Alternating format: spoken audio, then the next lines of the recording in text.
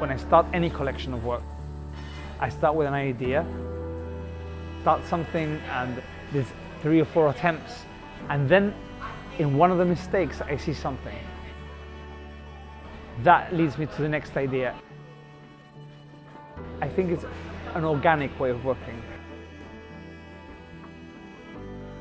There's deconstruction in nature itself. Forests burn themselves. See, the purpose of it is for regrowth.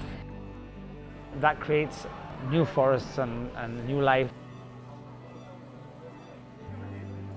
The fruits of it come after the destruction. The same way I think about my artwork. So I start something, and as soon as it starts going well, I destroy it completely. Many times I lose things that I've enjoyed doing or that I thought that had some potential. But then the next morning I wake up, I go and see the painting, and there is the possibility of the element of surprise. And that for me is the essence of my work.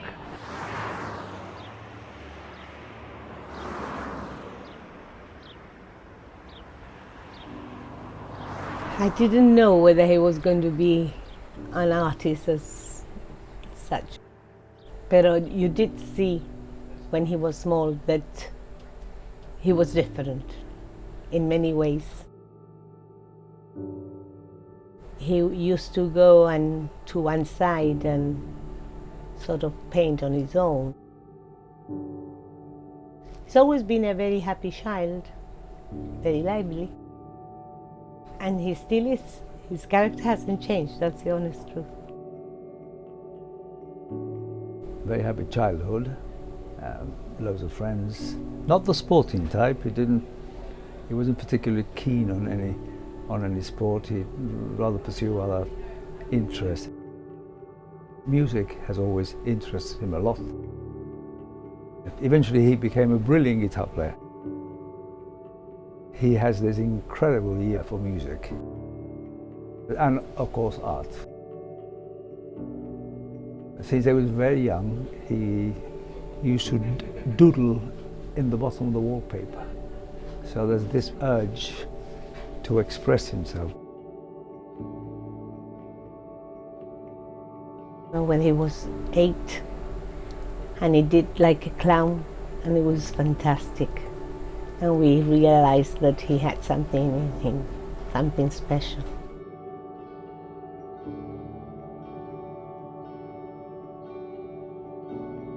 We encourage it and we foster it, and we sent him to art lessons, and it developed to the fruition of today's exhibitions.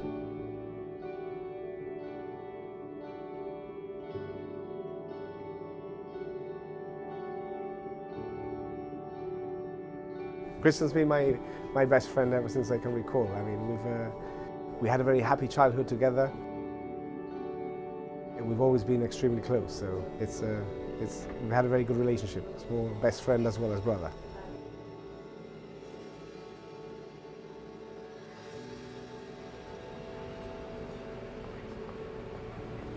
I had a letter from the government of Gibraltar saying that they were going to bestow the Freedom of the City award on me. I was absolutely honoured by that. I'm a proud Gibraltarian. I was delighted by it. To commemorate that day, the gallery arranged for the Queen Victoria, massive cruise liner, to come to Gibraltar, and they asked me to do an exhibition on board. I'd done many horses before. I love equestrian work, and I've been doing it for a long time. But I thought I wanted to do something relevant to sea. I'm going out to sea, and I wanted to do something that made some sense there.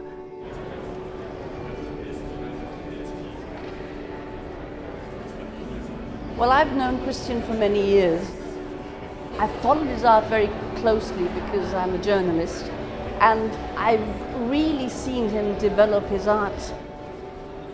Christian has got a way of putting things across on canvas which makes the paintings come alive.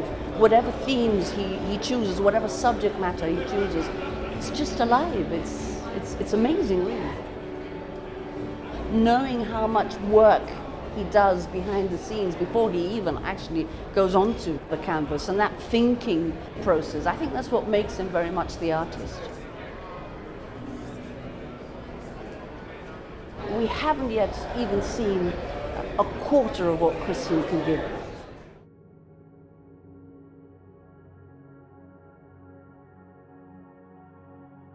I walk into this bookshop, and on the left-hand side there's this small book, and it's the first one that I actually saw, and it was the book on Charles Darwin's Origin of Species. So he'd been out at sea to the Galapagos and to different parts of the world, investigating species and comparing them. I thought that it was quite lucky that the first book that I actually looked at had been written at sea. I bought it, I had a look at it, and then I investigated a little bit more.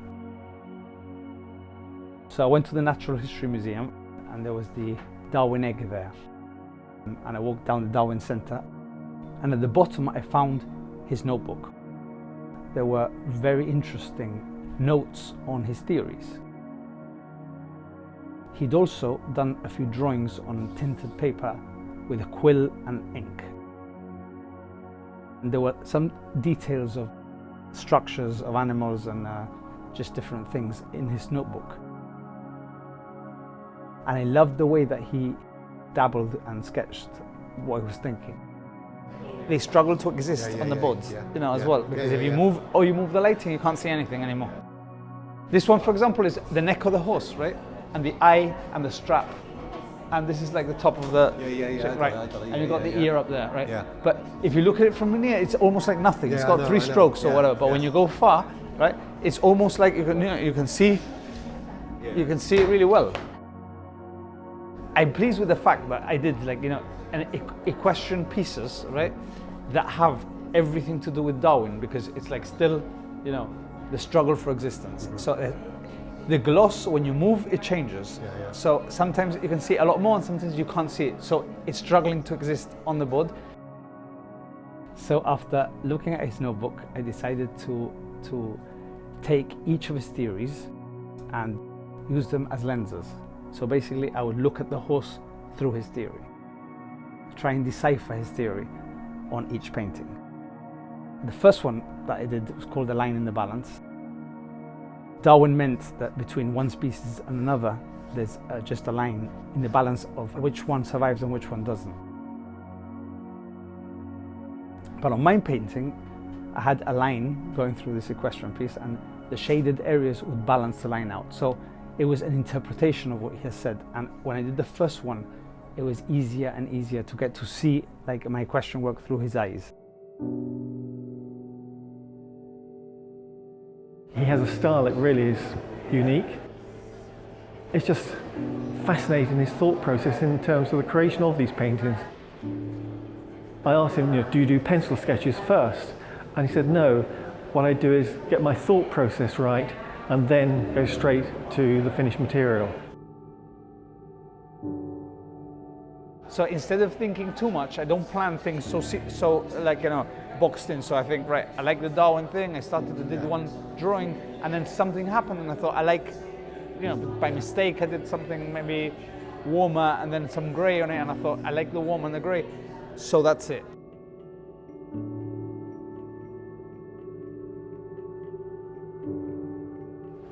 I actually have bought 2 of the new collection, so I love them, absolutely love them, they're just beautiful. And I studied Darwin quite a lot at university, so it fits quite well, I think. He said it's based on a quote from On the Origin of Species that says, a grain in the balance, and he's changed the word grain to be line, and the meaning of the part of the book is that just one slight change kind of determines, I guess, whether a species lives on or not.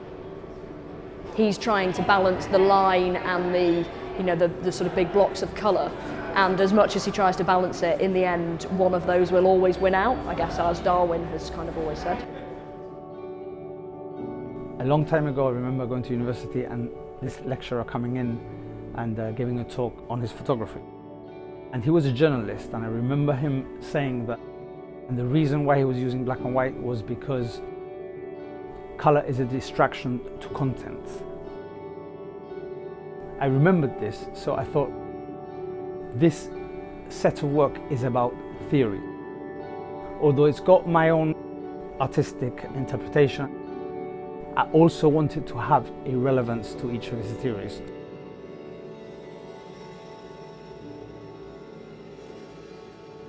I'm always learning.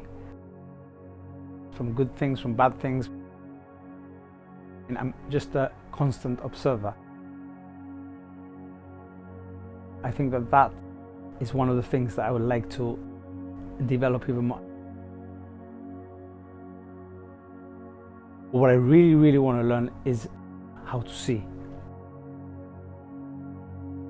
When we're faced with a new object, at first sight we just see with our eyes what it looks like. But then we try and find other things about it, like how it smells, or whether it's soft or smooth, or what texture it has. And as we go looking at all these things, we go finding out whether we like or dislike the object. That takes all of our senses. All these things constitute how we see. At some point, someday, I would love to be able to paint how I see with all my senses.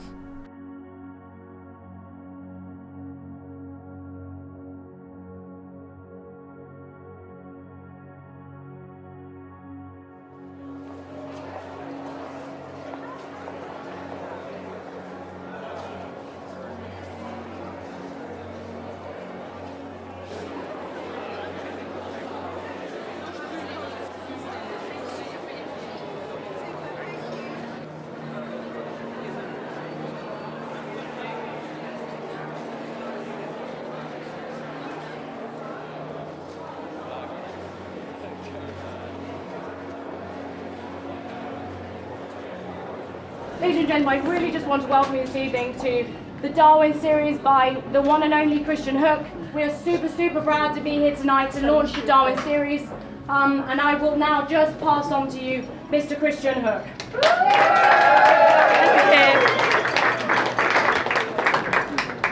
I'm honored to be able to help two charities which are very close to my heart.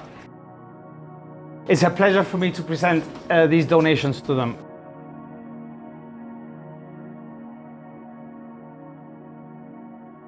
It's all a bit of a shock. It still is.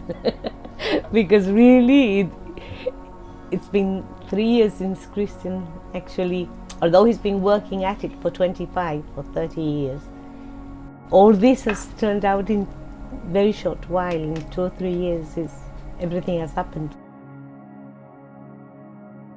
Oh, I'm very proud, Mum. Very proud.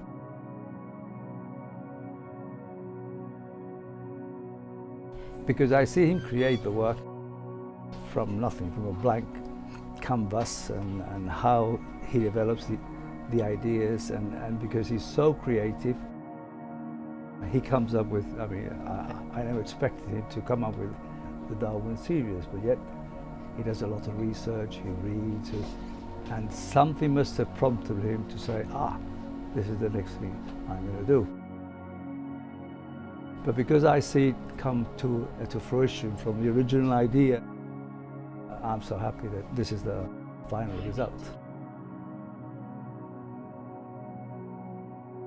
I met him down the main street in Gibraltar.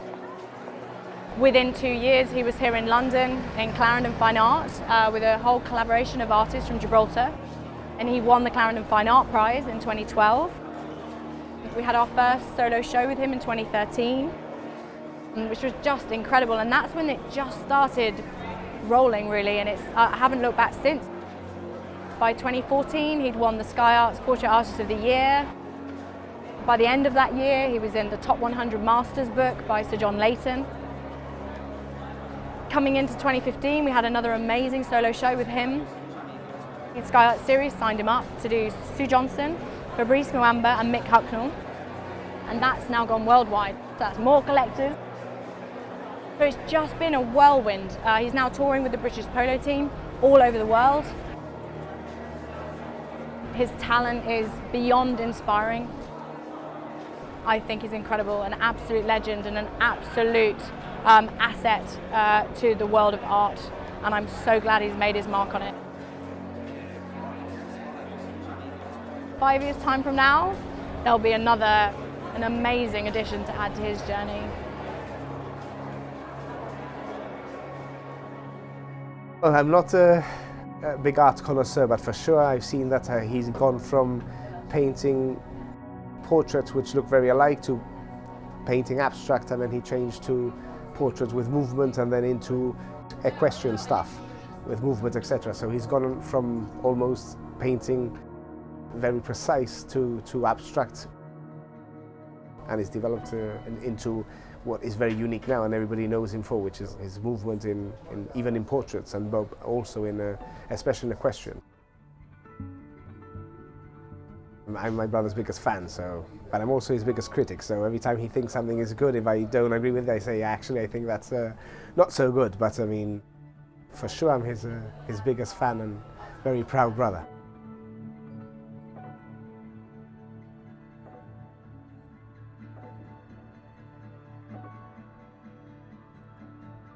I've always been very at ease with Christian because I know him very well, and Christian, it would have surprised me if he had changed.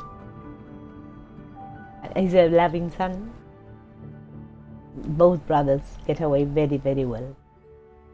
For me, that is the most important part. Even though I'm his younger brother, I'm very proud of him.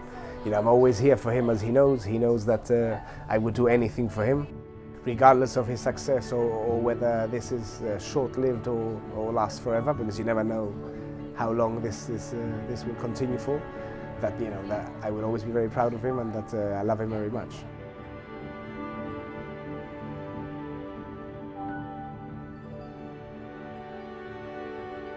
It's like taking your art inside people's living room.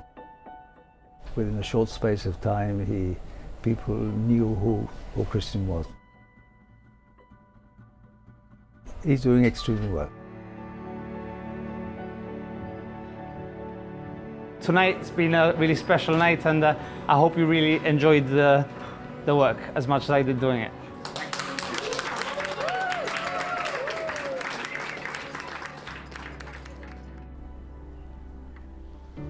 So when I was very young, my grandfather used to come and collect me and my brother from school, and he used to take us to the beach and basically throw us in the water. He'd bring this little metal box where he had like a gas flame. He'd buy fresh fish and a couple of tomatoes, and we'd sit in the beach and he'd tell us a story whilst we were eating. And then he'd just dress us up, comb our hair with salt water, and then take us back to school.